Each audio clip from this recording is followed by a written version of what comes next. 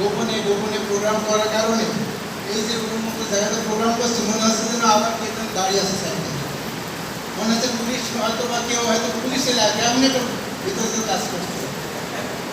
কারণ প্রোগ্রাম করছি ডিবি সাহেব ডিবি পুলিশের সিআই করছে ভাই 1 মিনিটের ভিতর সময় দিলাম, পালিয়ে যাবে, না পারলে কিন্তু সমস্যা হবে। কী করতে হবে? এই সব প্রোগ্রামগুলো কাইন্ডলি জোর দেওয়া লেগেছে। যাক আল্লাহর কাছে আল্লাহ শুকরিয়া, আমাদের সেই পরিবেশ থেকে আমাদের মুক্তি দিয়েছেন, আমরা এখন দিনে কাজ করতে পারছি। আপনাদের কাছে আমাদের অনুরোধ, দেখেন আমাদের এই বাংলাদেশে অনেকগুলো সংগঠন রয়েছে, অনেকগুলো দল রয়েছে, কিন্তু আমাদের কিন্তু সবথেকে বড় চিন্তা চেতনার বিষয় কিন্তু পরকাল।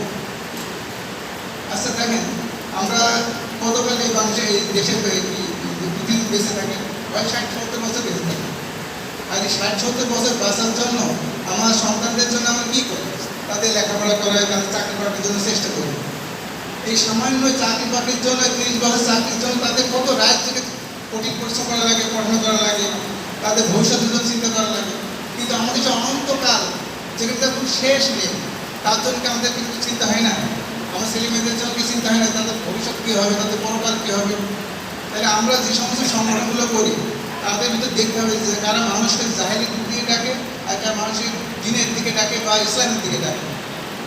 আল্লাহ রাসূলের একটা হাদিস বলছে, যারা সংগঠন থেকে 1 বিগত পরিমাণ দূরে সরে যায়, ইসলামী সংগঠন থেকে 1 বিগত পরিমাণ দূরে সরে যায়, তারা কী হয়? তারা ইসলামের রজ্জু গলা থেকে খুলে ফেলে। তার মানে কি? আমাদের বুঝতে হবে যে আমাদের সংগঠন করতে হবে, ইসলামী সংগঠন করা ছাড়া কোনো উপায় নেই। আল্লাহ রাসূল বলছে, কেউ যদি সংগঠন থেকে 1 বিগত দূরে সরে যায়, সে ইসলামের রজ্জু গলা থেকে খুলে ফেলে, যতক্ষণ না সে ফিরে আসে। আর কেউ যদি মানুষকে জাহেলিদের দিকে ডাকে, সে জাহান্নামে লাগতে হবে। এখন বলেন, ইসলামী সংগঠন ছাড়া বা বাংলাদেশ জামাত ইসলাম ছাড়া আর কোন সংগঠন আছে যে মানুষকে ইসলামের দিকে ডাকে? কেউ আছে? তাইলে যারা ইসলামের দিকে ডাকে না, অর্থাৎ জাহেলির দিকে ডাকে, তারা কী হবে? জাহান্নামের খড়ি হবে। লাকড়ি মানে কি? খড়ি হবে। যদিও তারা নামাজ পড়ে, রোজা রাখে, নিজেকে মুসলমান বলে দাবি করে। তাই বলেন তো, আমরা তো অনেক সংগঠনের লোক আছে নামাজ পড়ি না? আওয়ামী লীগ আছে, বিএনপি আছে, অন্যান্য সংগঠন আছে, নামাজ পড়ে, রোজা রাখে না? কিন্তু আবার কি তারা মুসলমানও তো বটে, কিন্তু তাদের ব্যাপারে তো এই হাদিসটা বলছে, যারা নামাজ পড়বে, রোজা রাখে, নিজেকে মুসলমান দাবি করে, তারপরে কি তারা জাহান্নামী হবে। কী কারণে? শুধু ইসলামের সংগঠন করে না করার কারণে। আবার যারা এই জমিনে আল্লাহ কি থাকবে বলেন তো? আল্লাহর দিন থাকবে না, আল্লাহর আইন বিধান থাকবে না।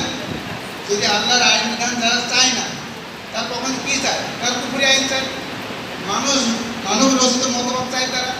আর যারা আল্লাহর এই জমিনে আল্লাহর আইন না আছে, মানব রচিত মতবাদ চায়, তারা কী করবে? কুফরি করবে। আর কুফরি যারা করে, তার কি? আল্লাহ বলছে যারা কুফরি করে এবং কুফরি অবস্থায় মৃত্যুবরণ করে, তাদের কি? তাদের আল্লাহ, তার ফেরেশতা আর সকল মানুষের লানত তাদের উপরে। সেটা আমরা কি লানত পেতে চাই আল্লাহ? তাহলে আমরা কী করবো? আমরা পরকালের চিন্তা চেতনা রেখে আমরা পরকালের কাজ করতে পারি। এই জন্য আল্লাহ তাআলা পবিত্র কোরআনে ইরশাদ করেছেন, ওয়া মা ইয়াবতাগি গায়রাল ইসলামি দীন ফালা ইউকবালু মিনহু ওয়া হুয়া ফিল আখিরাতি মিনাল খাসিরিন। অর্থাৎ আল্লাহর কাছে ইসলাম ছাড়া অন্য কোনো পদ্ধতি, জীবন ব্যবস্থা গ্রহণ করবেন না আল্লাহ।